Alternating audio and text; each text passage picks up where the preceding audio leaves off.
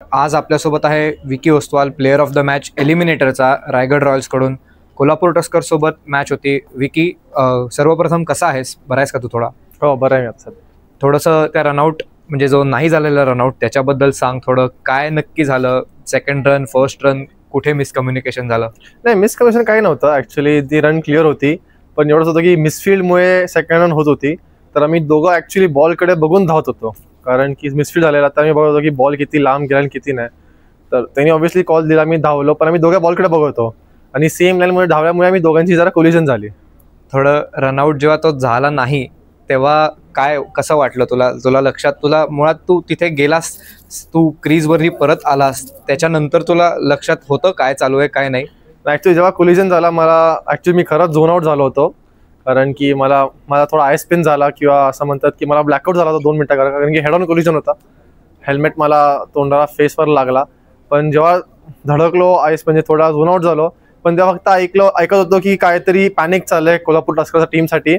आणि मी फक्त उठलो आणि मला कळलं की क्रीजमध्ये जाऊन मला फक्त डाईव्ह मारून पोचायचं क्रीजमध्ये, कारण की एवढं सगळं झाल्यानंतर मी आउट नाही झालो. मला असं वाटलं की it was my destiny, God give me opportunity, की हे तुझा संधी आहे, याचा उपयोग करून घे आणि ही मॅच टीमला जिंकून दे.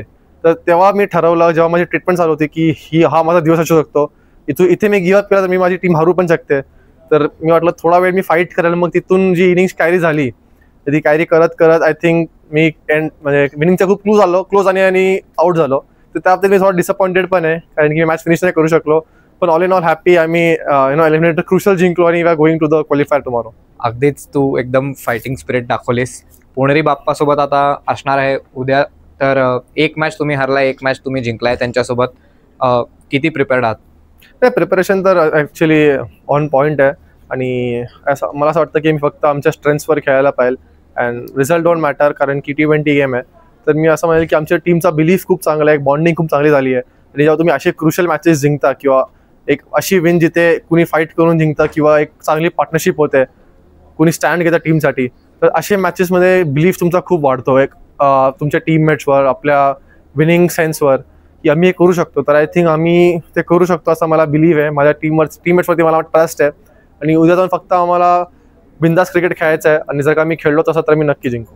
आणि फर्स्ट टाइम रायगड क्वालिफाय झालेली आहेत, इथपर्यंत पोहोचलेली आहेत. तर ड्रेसिंग रूममध्ये कसं ॲटमॉस्फिअर?